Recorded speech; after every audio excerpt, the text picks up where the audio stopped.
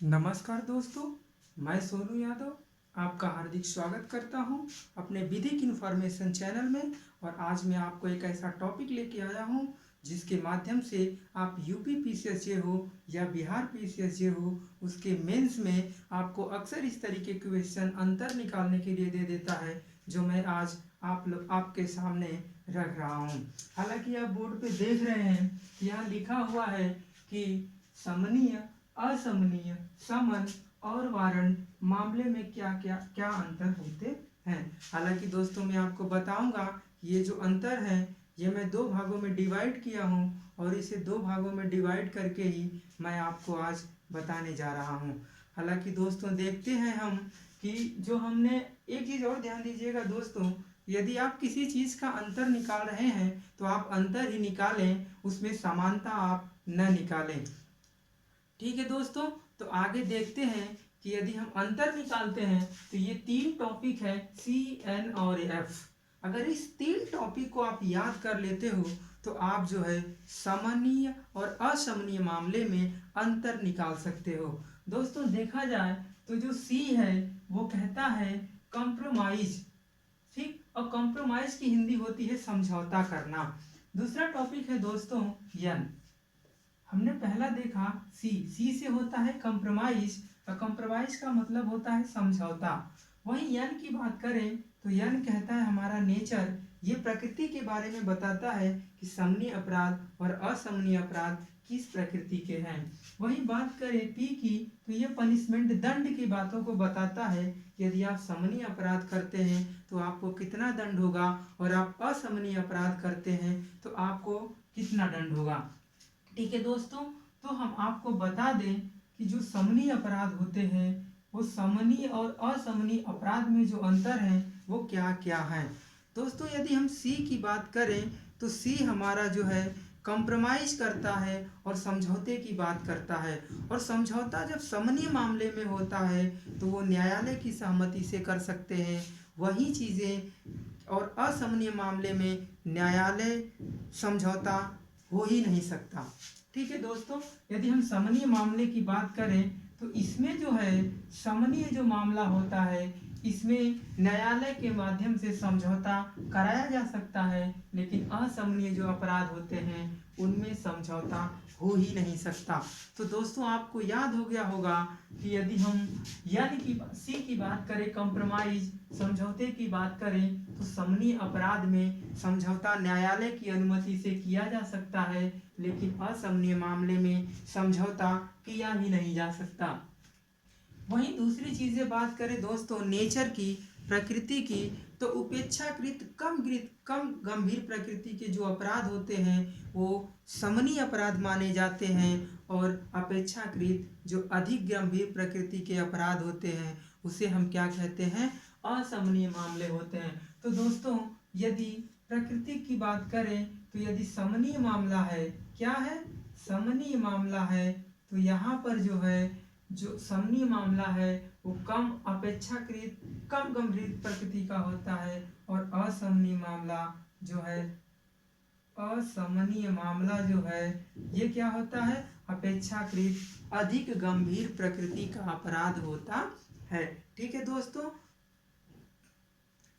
ठीक है दोस्तों, आगे हम देखते हैं पनिशमेंट की बात करें तो दंड की बात करें दोस्तों तो अपेक्षाकृत कम दंड से जो दंडनीय अपराध होते हैं, और अपेक्षाकृत का मतलब ये है कि यदि आप जो है कि कम से कम सजा आपको दी जाएगी, और अधिक से अधिक यदि अपराध आप ऐसा कर रहे हैं जैसा कि आपने अपराध किया आपराधिक न्यास भंग का, तो आपको बहुत ही समनीय अपराध में आएगा ये, तो आपको कम सजा से दंडित किया जाएगा।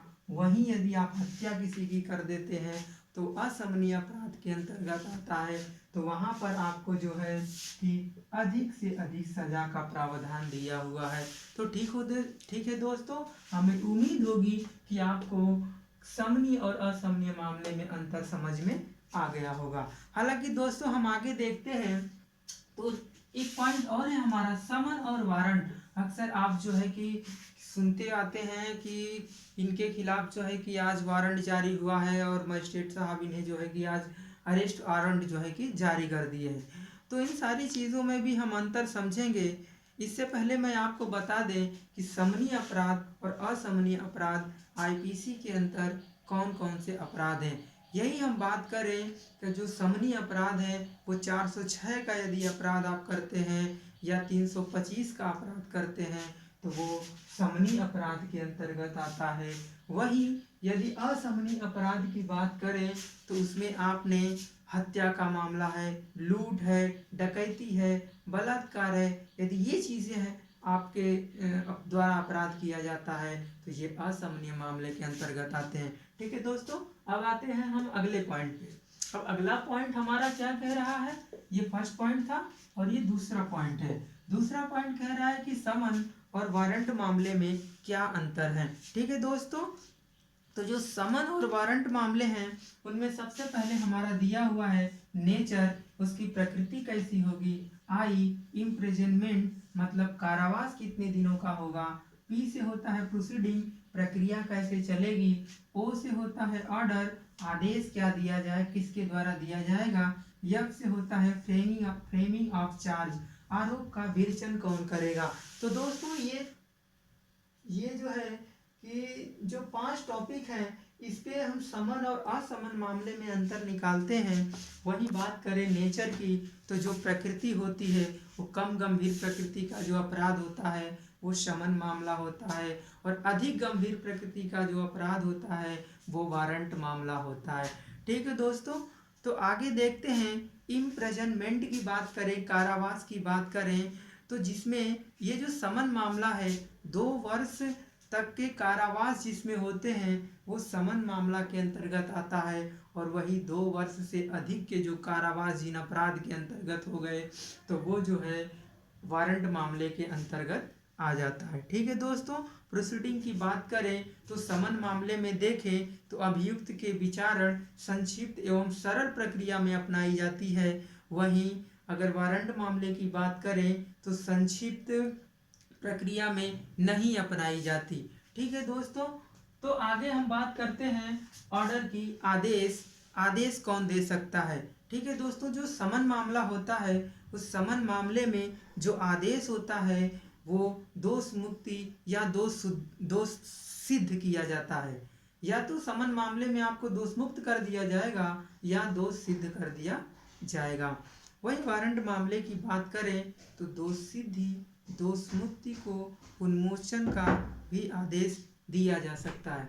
ठीक है दोस्तों, वही आप आगे बात करें हम फ्रेमिंग ऑफ चार्ज की तो फ्रेमिंग ऑफ चार्ज जो है वो समन मामले में मजिस्ट्रेट के द्वारा आरोप का विवेचन नहीं किया जा सकता।